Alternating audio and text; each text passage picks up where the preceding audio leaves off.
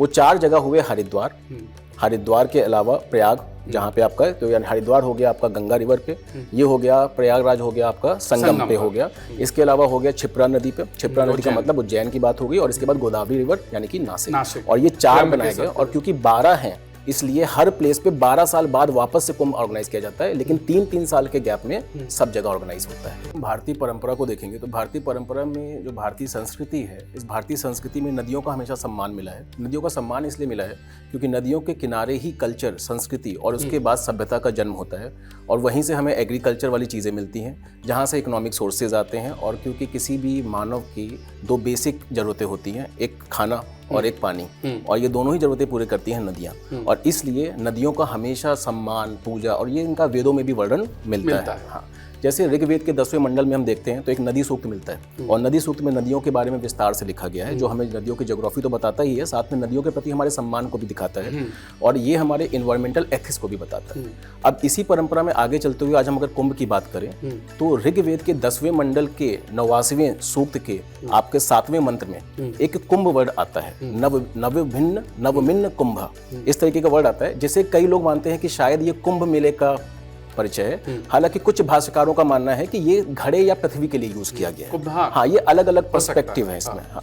अब इसी में अथर्ववेद में अगर हम देखते हैं तो अथर्ववेद के 4थे कांड के 34वें सूक्त के 7वें मंत्र में भी आपका वर्ड आता है, जिसमें होता है चतुर्कुंभा लिखा हुआ, यहीं से स्टार्ट होता है मंत्र। मतलब अब 4 जगह कुंभ का। 4 कुंभ। अब कई लोग इसे प्रोनाउंशिएट करते हैं, इसका एक्सप्लेनेशन देते हैं कि चतुर्कुंभा मतलब 4 कुंभों की बात हो रही है, क्योंकि आज हम 4 कुंभ की बात करते हैं। और कुछ लोग बोलते हैं कि नहीं, ये भी 4 घड़े या इस तरीके से पृथ्वी के इंटरप्रिटेशन अलग अलग है भाष्यकारों के।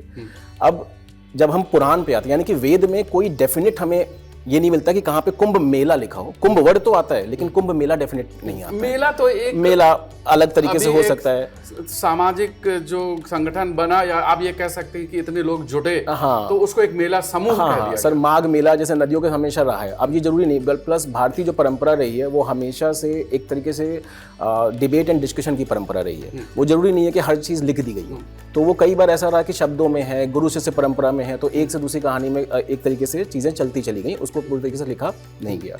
अब इसी में जब हम आगे जाते हैं और पुराण देखते हैं तो पुराण में समुद्र मंथन की कहानी आती है, विष्णु पुराण, भागवत पुराण, स्कंद पुराण में। इस समुद्र मंथन की कहानी में ये कहानी है कि दुर्वासा ऋषि देवताओं को श्राप दे देते हैं, जिससे उनकी शक्ति छीण हो जाती है। इस शक्ति के छीण होने के बाद वो ब्रह्मा जी के पास जाएंगे, ब्रह्मा जी उनको विष्णु के पास ले जाते हैं, एंड विष्णु जी जो हैं बेसिकली उनको बोलते हैं कि हमें क्षीर सागर में समुद्र मंथन करना पड़ेगा। अमृत प्राप्त, अमृत, उस समुद्र मंथन से जो अमृत आएगा उससे आप अमर हो जाओगे, और आपको वापस से जो असुर हैं उनके ऊपर विजय मिल जाएगी। अब ये समुद्र मंथन किया जाता है, और जो असुर हैं उनको एग्री भी किया जाता है। अब वो आके करते हैं, इसमें मदरांचल पर्वत का यूज किया जाता है, और एक माइथोलॉजिकल ओशन की बात करती है, इसे मिल्क ओशन ऑफ मिल्क भी बोलते हैं, क्षीर सागर बोलते हैं। अब ये जो क्षीर सागर है, इसमें मदरांचल पर्वत और वासुकी नाग का उपयोग करते हुए चीजें की जाती हैं, जिसमें 14 रत्न निकलते हैं। जो पहला रत्न है वो है हलाहल। हलाहल का मतलब हो गया विष, जो कि शिव लेते हैं, और शिव यहाँ पे अपना, इस वजह से उनको नीलकंठ भी बोला जाता है। इसके बाद जो लास्ट में आते हैं वो आते हैं धनवंतरी। धनवंतरी जब आते हैं तो वो एक कलश के साथ में आते हैं, और इस कलश में आप ये बोल सकते हैं कि ये अमृत है, क्योंकि इसमें कुछ नेक्टर है, नेक्टर ऑफ द इमॉर्टलिटी है, तो इसे अमृत बोलते हैं। अब इस अमृत को जब लेकर आते हैं तो देवताओं और असुर में इस अमृत को पीने के लिए युद्ध हो जाता है। और इस युद्ध को माना जाता है कि ये 12 दिनों तक एक तरीके से कलश को चलता है, जिसमें इंद्र के जो सन है, एक तो ये कहानी है, अब इसमें कई सारी स्टोरीज आती हैं। एक स्टोरी ये है कि जयंत हैं, जो इंद्र के सन, इंद्र और इंद्राणी के जो पुत्र हैं जयंत, ये उसको लेके भागते हैं। इंद्र के साथ में आपके सूर्य जाते हैं, सूर्य के साथ में बृहस्पति हैं, बृहस्पति के साथ में चंद्रमा है। चंद्रमा का काम ये है कि वो अमृत को छलकने नहीं देते, उसको ढक देते हैं। आपके जो सूर्य हैं उनका काम ये है कि वो टूटे ना, और बृहस्पति का काम ये है कि उसको बचाएं। और इसीलिए जब हम बाद में जाएंगे एस्ट्रोनॉमिकल कैलकुलेशन में, तो इन्हीं तीनों का मेन आता है, जिसकी वजह से कुंभ डिसाइड किया जाता है कि कहाँ पर कुंभ होगा। अब ये जो युद्ध चला या ये जो बचाने की परंपरा चला, ये चला लगभग 12 दिन। अब इसमें ये तो माना जाता है कि जयंत, ये भी तथ्य मिलता है कि जो देवताओं के जो एक दिन होता है और जो ह्यूमंस का एक वर्ष होता है, वो लगभग बराबर है। 12 दिन मतलब 12 वर्ष के बराबर। हाँ sir, 1 divine year is equal to 1 human year, 1 year of the human, 1 day 1 year, तो ये आपका हो गया 12 वर्ष।